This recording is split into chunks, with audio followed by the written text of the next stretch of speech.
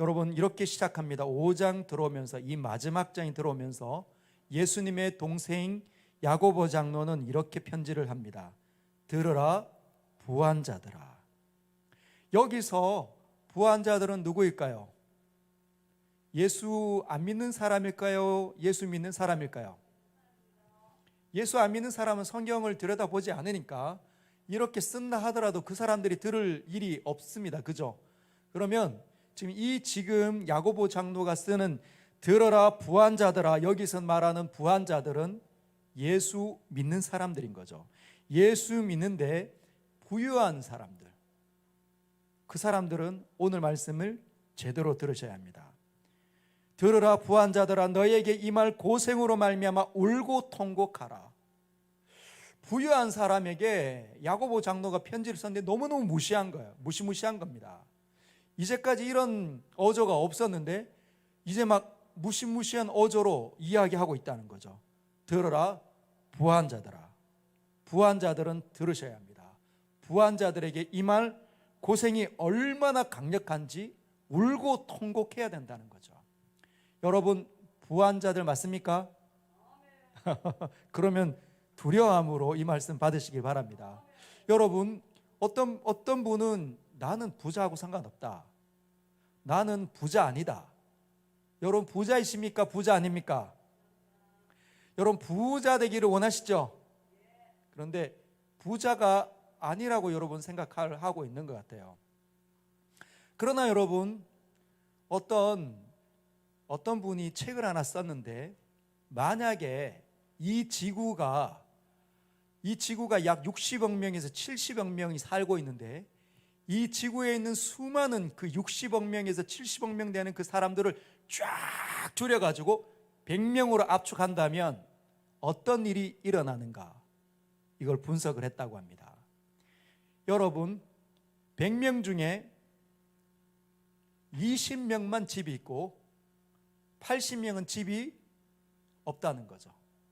혹시 여러분의 이름으로 된 집이 있습니까? 그럼 여러분은 부자입니다. 왜냐하면 20명만, 이 지구상에 있는 수많은 사람들을 다 압축해서 100명만 남게 한다면 그 중에 20명만 집이 있고 나머지 80명은 집이 없다는 거예요. 여러분 그 중에 70명은 문맹입니다. 문맹. 100명 중에 70명은 글을 모른다는 거예요. 여러분 글 알고 있습니까? 그럼 여러분은 부자입니다. 여러분 그 중에 60명은 항상 굶주려 있다고 합니다.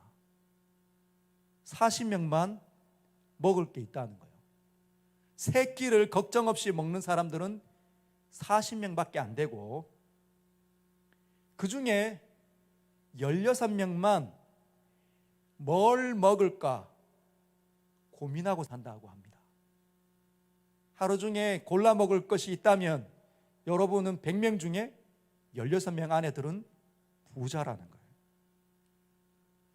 그리고 그 중에 90명 빼고 100명 중에 10명은 2,200원도 안 되는 돈을 하루의 수입으로 삼고 있다고 합니다. 100명 중에 10명은 하루의 수입이 2,200원이에요. 여러분은 어떻습니까? 하루의 수입이 2,200원 훨씬 넘어가죠. 우리 아이들도 엄마에게 받는 용돈이 아마 그 정도 될 수도 있을 것 같습니다. 여러분 100명 중에 60명은 상수도 하수도 시설이 없는 곳에 삽니다. 상수도 하수도가 어떤 건지 아시죠? 집에서 물 틀면 물이 나오는 걸 상수도라고 합니다. 집에서 물 내리면 집에 그대로 있지 않고 나중에 모여가지고 그걸 퍼내는 게 아니라 어디요? 시설로, 하수도를 통해서 하수 시설로 가게 되면 그런 곳에 살지 못하는 사람이 몇 명이라고요? 60명이라. 저와 여러분들은 엄청난 세상에 지금 살고 있습니다. 100명 중에 24명은 전기가 공급되지 않는 시설에 아직까지 살고 있대요. 100명 중에 22명만 집에 컴퓨터가 있다고 합니다. 여러분은요? 집에 컴퓨터 있습니까? 노트북 있죠? 이게 컴퓨터입니다. 여러분 휴대폰 있으시죠?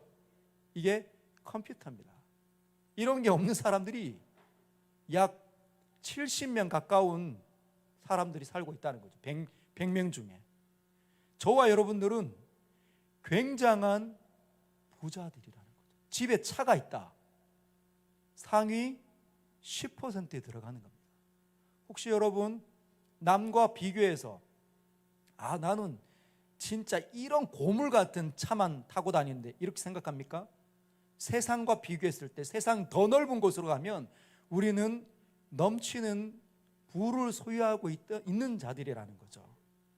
그래서 저와 여러분들에게는 이 말씀이 피할 수 없는 말씀입니다. 거부해서도 안 되고 우리 자신을 돌아볼 수 있는 지표여야 된다는 거죠. 여러분 오늘 주제는 돈입니다. 돈. 2절에 보면 이렇게 이야기합니다. 우리 같이 한번 읽어볼까요? 벌써 눈을 감으시는 분들이 많으신데, 자, 시작. 너희 재물은 썩었고 너희 옷은 좀 먹었으며 너희 금과 은은 녹이 슬었으니 이 녹이 너희에게 증거가 되며 불같이 너희 살을 먹으리라. 너희가 말세의 재물을 쌓았도다. 오늘 야고보 장로는 우리에게 재물에 관해서, 돈에 관해서 교훈하기를 원한다는 거죠. 여러분 우리는 자본주의 사회에 살고 있습니다. 그래서 우리는 알게 모르게 이 자본이 얼마나 중요한지 어릴 때부터 영향을 받고 살아오는 거예요. 그래서 자본주의 사회에서 가장 중요하게 여기는 건 뭘까요? 자본입니다. 돈. 사람들은 돈이 많으면 행복하다고 생각하고 안전하다고 생각하는 것이 자본주의 안에 흐르는 겁니다. 어릴 때부터 그렇게 배우고 그렇게 습득하고 부모님들도 그렇게 말을 하는 거죠. 서울, 경기 이 지역에 살고 있는 젊은 학생들에게 설문조사했는데 젊은 학생들 요즘에 잘하고 공부하는 아이들 중에 설문을 했는데 그 중에 44%가 이렇게 대답을 했다고 합니다. 10억을 주면 1년간 감옥에 갈 수 있다. 10억만 나에게 주면 내가 그냥 다른 사람을 대신해서 감옥에 갈 수 있다. 왜 그렇게 생각합니까? 내가 바깥에서 나가서 10억 벌기가 어려운데 10억을 벌면 나에게 1년 동안 감옥에 있는 것보다 훨씬 더 많은 행복과 기쁨을 가져다 줄 수 있다고 생각하기 때문이에요. 그게 자본주의 사회 안에서 살아가는 사람들 속에서 은연중에 드는 생각들이라는 겁니다. 여러분 돈은 물건을 사고 파는데 굉장히 중요한 수단으로 하나님께서 우리에게 주셨지만 이 돈에 사로잡힌 사람들이 생각보다 도처에 널려 있다는 거죠. 어릴 때부터 대학을 가고 직업군을 선택하는 이 모든 것들이 다 돈과 관련이 있다는 겁니다. 배우자를 선택하고 배우자를 남편이든지 아내를 선택할 때 그 집안까지도 볼 때 뭘 자꾸 봅니까? 돈을 보는 거죠. 이 사람들을 통해서 내가 미래의 안전을 꾀할 수 있을까 없을까를 생각한다는 겁니다. 여러분은 어떻습니까? 이 사람은 성격 너무 좋은데, 성품이 너무 좋고 신앙도 너무 좋은데 그 사람을 나의 배우자로 내가 삼을 수 없는 이유가 이 사람이 지금 변변치 않은 직장 속에 있다면, 내가 지금 결혼을 하지 못한다고 생각한다면 그 이유가 돈에 있다면 이미 돈의 영향력 아래 있다는 것이죠. 돈의 집안에 있는 물건이 남들과 비교해서 남들보다 훨씬 더 중요하고 값어치 나가는 것이 없어서 정말 내가 비굴한 것 같고 내 인생이 딱하다고 생각이 든다면 그는 돈의 영향력을 받고 있는 사람입니다. 그래서 지금 이 사회만 그런 게 아니라 야고보 장로가 있었던 그 사회도 동일했다는 거예요. 돈은 언제든지 우리에게 영향력을 미칩니다. 돈이 있으면 안전하다고 생각하고 돈이 없으면 불안해하면 그건 하나님보다 돈을 훨씬 더 의지하고 있다는 증거라는 거죠. 그래서 지금 야고보 장로가 이렇게 얘기합니다. 너희 재물은 썩었다. 너희 옷은 좀 먹었다. 왜 이렇게 얘기했냐면 부유한 사람들이 집에 재산이 너무 많다는 거예요. 집에 너무 많은데 한 번도 못 쓰고 죽을 가망이 많다는 겁니다. 근데 그렇게 쓰지 못할 돈을 집에 쟁여두고 있고, 옷도 한두 벌이 아니라 이 시절은 옷 하나도 없던 시절 아닙니까? 그죠? 옷 두 벌 있으면 진짜 잘 사는 집.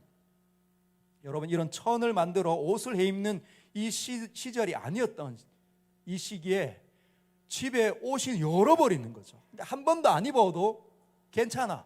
그런데 그걸 쟁여놨더니, 쌓아놨더니 좀벌레가 먹어서 썩어간다는 겁니다.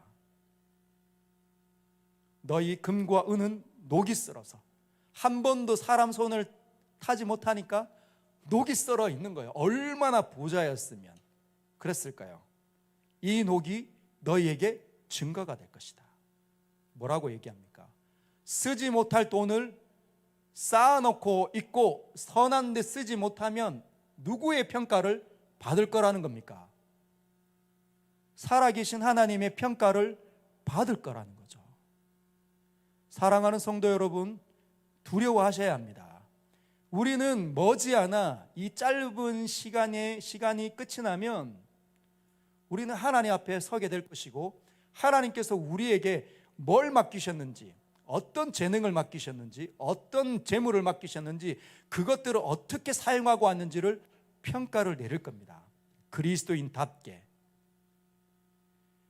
사랑하는 성도 여러분, 우리는 우리에게 있는 것들을 값어치 있게 쓰는 훈련을 해야 합니다. 저와 여러분들이 예수 믿기 이전에 삶을 살아오면서 예수 믿으면서도 여전히 그 영향 아래 살고 있는 건 하나님을 하나님으로 인정하지 않는 태도라는 거죠.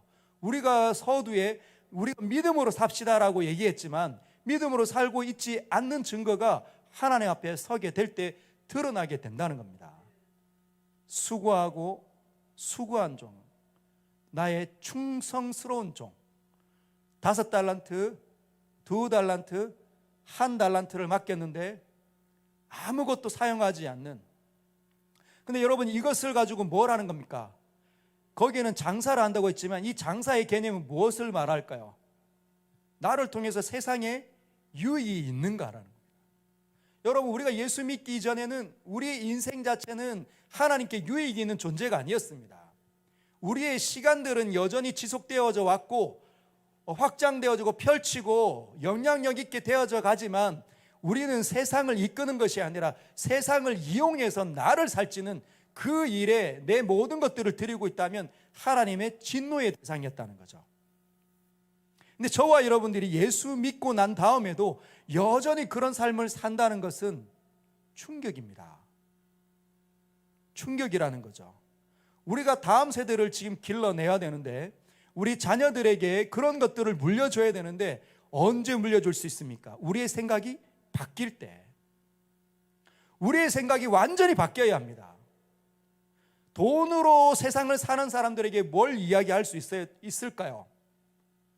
돈을 가지고 막 어마어마한 예쁜 드레스 같은 그런 명품 가방, 명품 옷 걸쳐가지고 이렇게 하고 다니고, 자신의 재산과 부동산과 소유물을 가지고 다른 사람들 업심여기며 다른 사람들은 모멸감을 줄 때, 그럴 때 뭐라고 얘기해야 됩니까? 그렇게 사는 것이 아니다. 저와 여러분들이 거기에 편승해서 살면 안 됩니다. 우리는 어떻게 살아야 된다고요? 하나님이 마치 살아 계신 것처럼 살아야 합니다. 내 시간과 내 물질은 이제 다른 관점 속에서 사용하기 시작해야 된다는 거죠. 오늘 이렇게 이야기합니다. 4절에 보라, 너희 밭에서 추수한 품꾼에게 주지 아니한 삭시 소리 지르며 그 추수한 자의 우는 소리가 만군의 주의 귀에 들렸노라. 돈이 엄청 많은 사람인데, 사업장을 여러 가지를 일구고 있는 사람인데 직원들에게 돈을 제대로 주지 않았다는 거예요. 여러분, 혹시 가지고 있습니까? 많은 것들을 얻고 있습니까? 그런데 돈의 영향력이 있다는 사실을 꼭 기억하십시오. 돈을 가지면 그 돈에 만족하는 사람은 거의 없습니다. 더 아무리 많이 돈이 굴러온다 하더라도 충분하다, 이제 됐다 생각하는 사람은 없다는 거죠. 더 있으면 좋겠다. 어마어마한 돈이 있는데도 여전히 탈세하는 사람들. 왜 그럴까요? 돈에 어마어마한 힘이 있어서 돈에 삼키면 어떻게 되냐면 만몬병에 걸립니다. 만몬병. 들어본 적 있습니까? 만몬. 여러분, 영어로 머니가 돈이 머니 아닙니까? 머니. 이것이 만몬에서 비롯된 단어입니다. 돈은 만몬이라는 신이 주관하고 있다고 세상 사람들이 생각하는 거죠. 사람을 소유한다고 생각을 합니다. 내 것이면, 내 소중으로 들어오면 나눠지기가 얼마나 어려운지 모릅니다. 여러분, 누군가에게로부터 한 돈을 한번 빌려보십시오. 100원을 빌렸는데, 어릴 때 한번 떠올려 보시길 바랍니다. 친구에게 100원을 빌렸는데 그 다음날 100원을 주려고 하니까 아까운 거예요. 이게 경험담입니다. 친구에게 이제 차비가 없어서 500원을 빌렸더니 그 다음날 500원을 내 소중에서 주려고 하니까 빌린 거는 상관없이 내 돈이 나간다는 생각이 나에게 들더라고요. 저에게 들었습니다. 사업장을 일구고 있는데 돈이 어마어마하게 들어오죠. 그러면 이것을 가지고 이 부의 재분배를 직원들에게 골고루 줄 수 있는가? 쉽지 않다는 거예요. 훈련되지 못하면 못합니다. 얼마나 강력한지 몰라요. 아까워한다는 거죠. 그래서 조금이라도 더 아끼려고 합니다. 사람이 우리가 봤을 때 정말 멀쩡해 보이는 사람인데 그렇게 인색하게 되는 이유가 뭐냐면 그 돈이 모여서 더 많은 힘을 발휘했기 때문이에요. 500원 빌릴 때보다 10,000원을 빌릴 때 더 힘듭니다. 100만 원을 빌릴 때 더 힘듭니다. 1,000만 원을 빌릴 때 더 힘들고 1억을 빌릴 때 더 힘든 거예요. 나라로부터 지원을 받아서 다시 나라에게 또는 사람들에게 뭔가 나눈다, 잘 일어나지 않아요. 그래서 부유하기를 원하면 여러분 굉장히 위기 가운데 들어갈 수 있다는 생각을 꼭 하셔야 합니다. 그래서 우리가 해야 되는 일은 뭐냐? 자족하는 일이에요. 저와 여러분들이 해야 되는 일은 뭐냐면 있는 것에 만족할 수 있는가? 여러분, 있는 것에 만족합니까? 내가 지금 가진 것이, 우리가 있는 이 상황이 세계인과 비교했을 때 얼마나 많이 부유한 자리에 있는지 모르는데 그 자리가 부유하다는 생각을 못하면 자유족하지 못하다는 거죠. 늘 나는 없다, 나는 부족하다, 난 더 가져야 된다. 탐욕에 사로잡히면 끝없는 갈등을 일으키는데 내 시간과 내 인생을 그렇게 사용하다가 하나님 앞에 서게 된다는 걸 꼭 기억하십시오. 여러분, 재물은 하나님으로부터 온 겁니다. 인정합니까? 여러분과 제가 가지고 있는 이 재물은 누구로부터 온 겁니까? 진짜로 인정하십니까? 그러면 주님을 위해서 써야죠. 여러분, 주님을 위해서 써야 되는데 주님에서 쓰지 못하는 거죠. 왜? 우리는 자꾸만 이율배반적인 삶을 떨쳐버려야 합니다. 생각은 그런데 삶이 그렇지 않으면 이거는 뭐라고? 실천적인 무신론자하고 똑같다는 거예요. 이론적인 무신론자는 나 하나님을 믿지 않습니다라고 말하지만, 실천적인 무신론자는 하나님 믿습니다라고 말하지만 삶이 무신론자하고 똑같다는 거예요. 여러분, 내 지금 삶이 어려우면 그건 누구로부터 온 겁니까? 하나님으로부터 온 거죠. 그 가운데 나의 게으름과 나의 어리석음과 나의 약함이 비롯되었을 수도 있고, 플러스해서 하나님께서 교훈하시고 싶어 하셔서 나를 그 약한 자리에 불러주시고 세웠을 수도 있습니다. 재물은 하나님께로부터 오는 것이기에 나에게 이 부족한 건, 남과 비교했을 때 부족한 건 하나님의 섭리예요. 그런데 거기에 하나님으로부터 왔으니까 두려워할 필요가 없다는 겁니다. 두려워할 필요가 없는 거죠. 왜 그렇습니까? 주님께서 그렇게 하셨으니 주님을 의지하고 살면 되는 겁니다. 주님을 의지하고 살면 됩니다. 우리는 물질을 의지하고 사는 자들이 아닙니다. 물질을 누구가? 온 땅을 다스리시는 하나님의 손 안에서 나에게 허락되어진 거니까 두려워할 필요가 없다는 거죠. 그리고 이 물질을 가지고 우리는 쉽게 남을 섬기거나 좋은 일을 또는 선한 일을 도모할 수 있는 이유가 무엇입니까? 언제든지 하나님께서 비우시면 내 주머니 꽉 차 있는 것 같지만 다 빠져나가고 없잖아요. 그렇지 않습니까? 언젠가 막 다 채워져 있는 것 같은데 눈을 돌아보니 다 빠지고 없어요. 왜 그럴까요? 하나님의 섭리니까. 하나님께서 주신 것이면 하나님의 뜻 가운데서 하나님의 시간 속에서 선하게 사용하는 훈련을 해야 합니다. 시간도 그렇고 물질도 마찬가지예요. 그래서 물질을 어떻게 다루느냐, 부부간의 대화를 통해서 자녀들이 배우는 거죠. 아, 이렇게 쓰는 거구나, 이렇게 해야 되겠구나. 여러분, 이렇게 해도 어렵습니다. 왜? 우리 아이들이 세상 속에서 배우고 살아가고 있기 때문에 어떤 세계관이 그 아이들 속으로 뚫고 들어오는지, 어떤 친구가 어떤 선생님이 어떤 형과 누나들을 만나서 얼마나 많이 오염되는지 모릅니다. 누가 보여줘야 되는 거죠? 믿음이 있는 엄마와 아빠가 보여줘야 합니다. 그런데 우리마저도 어떻게 하는 거죠? 세상의 모진 풍파 때문에 믿음이 다 추락해서 이것 없으면 죽을 것 같고, 하나님은 도대체 어디 있는 거 어딘지 모르겠고, 나를 진짜 인도하시는지 나와 함께 하시는지 잘 모르겠다면 우리는 벌써 많이 떠밀려 내려왔다는 거예요. 진짜 많이 떠밀려 온 겁니다. 그래서 야고보 장로가 뭐라고 얘기하냐면, 들으라 부한자들아, 예수 믿는 부한자들아, 너희가 정신을 차릴 때가 되었다. 하나님은 살아계신데 왜 그렇게 살지 못하느냐? 왜 아까워하느냐? 왜 주지 못하느냐? 왜 선한 일을 하지 못하느냐?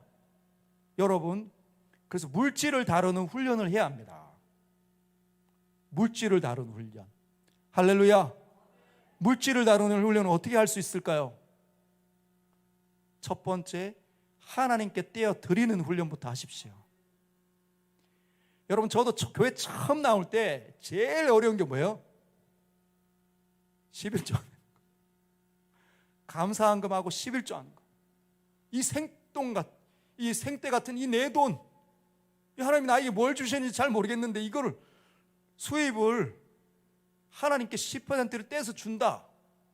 얼마나 어려운지 모릅니다. 그만큼 여러분, 물질은 강력하다는 거예요. 근데 그 어릴 때부터 어떻게 하는 거죠? 가르치는 겁니다. 아이들에게. 여러분, 아이들에게 너 오늘 얼마 받았어? 떼어내서 드려라. 여러분, 그거를 누구를 통해 봅니까? 엄마 아빠를 통해서. 야, 교육을 하는 거죠. 야, 아빠가 진짜 뼈 빠지게 바깥에서 손이 부르트도록 찬바람 맞고 모진 그 서러움 받으면서 입 벌었는데 하나님께 드리자니 얼마나 손 떨리는지 모르겠다. 그러나 나는 하나님 믿는다. 그리고 하나님 살아계시다고 믿는다. 그래서 딱 떼내고 하나님께 드리는 겁니다. 여러분, 하나님께도 못 드리는데 어떻게 세상을 섬깁니까?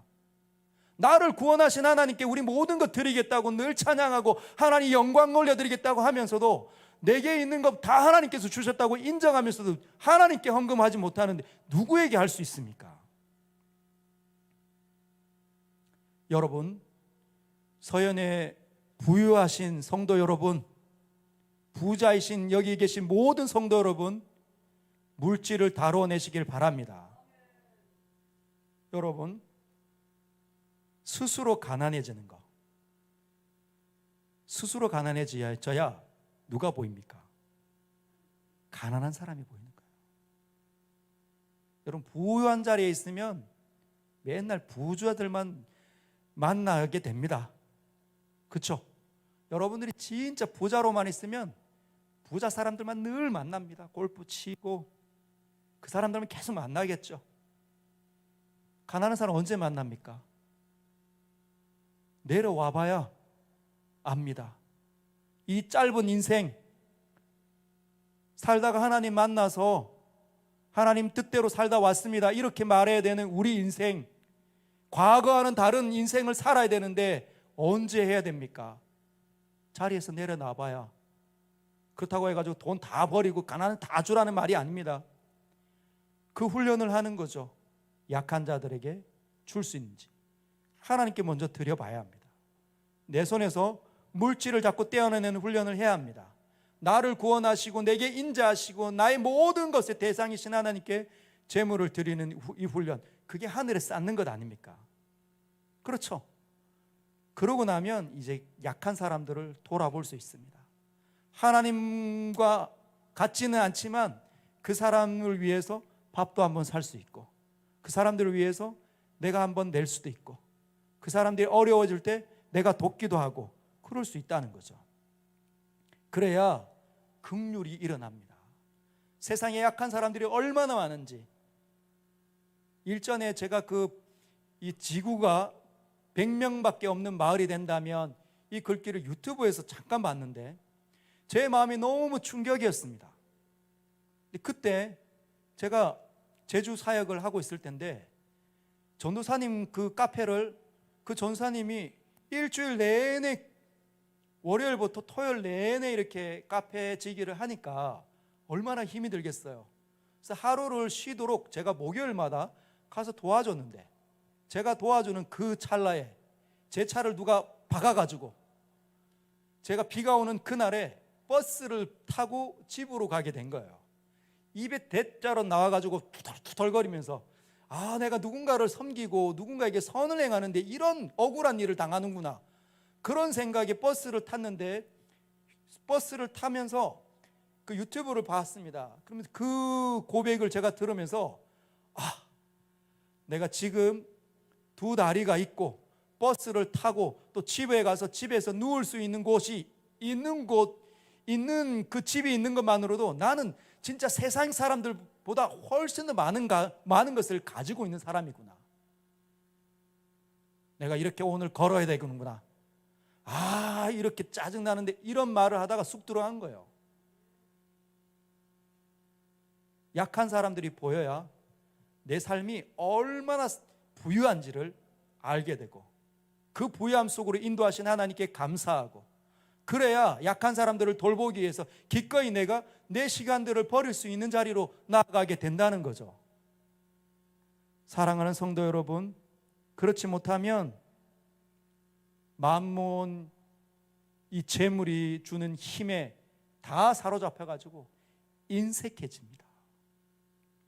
종이 한 장, 1,000원짜리, 10,000원짜리 한 장 꺼내는 것만 해도 벌벌벌 너무너무 아까운,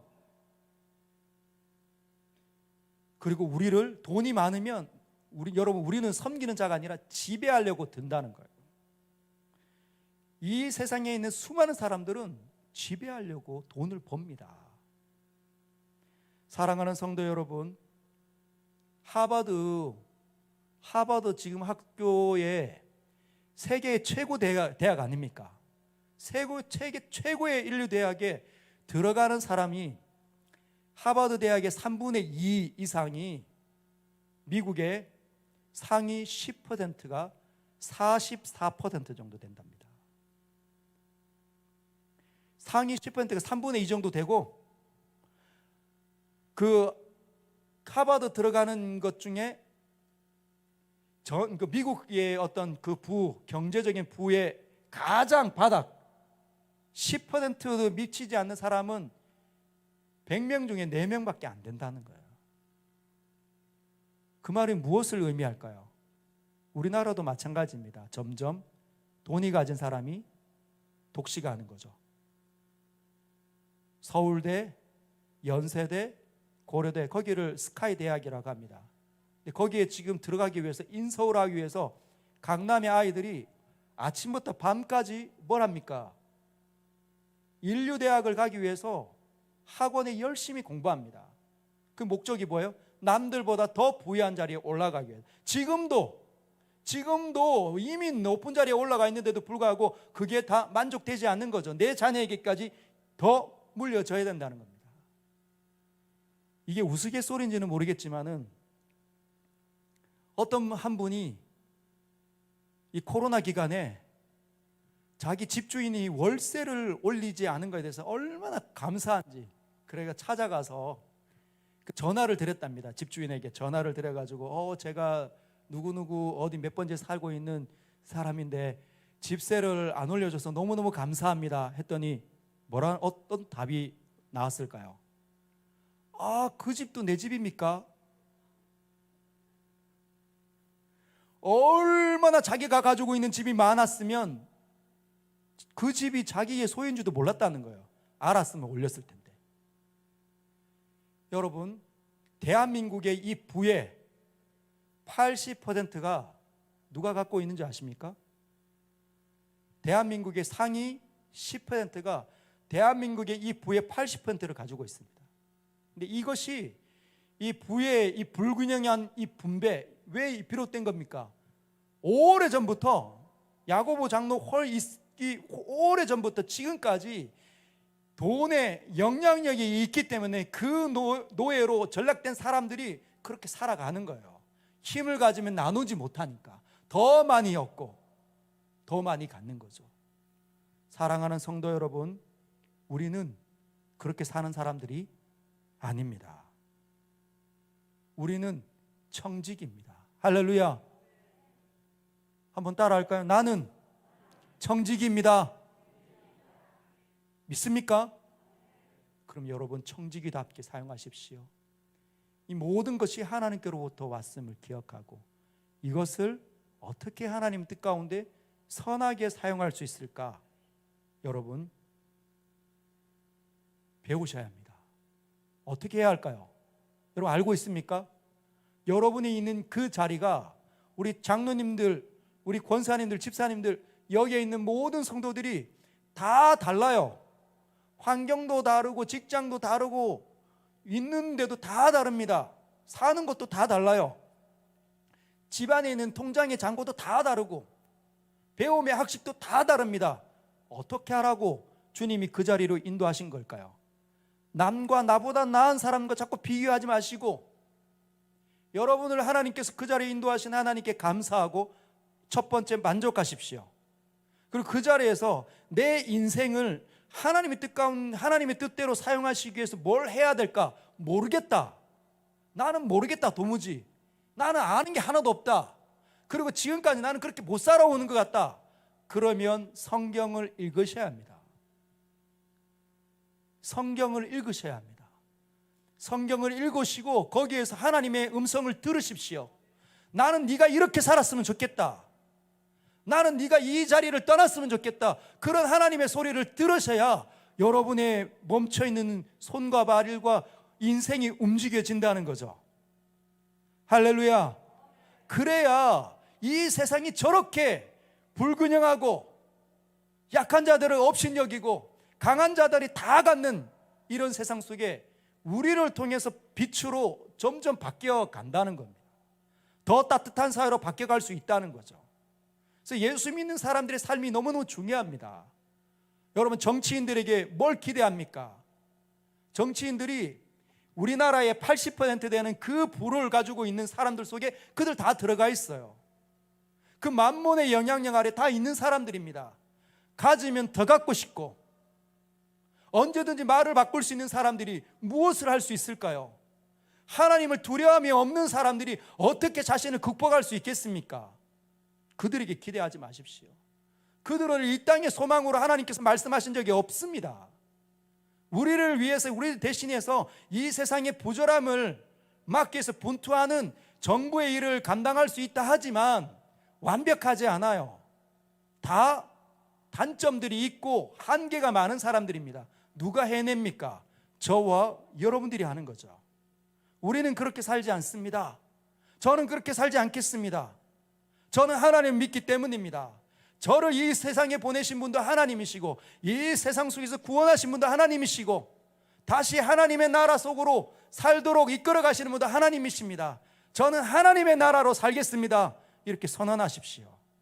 오늘 이 밤에 그 일을 시작하시길 바랍니다.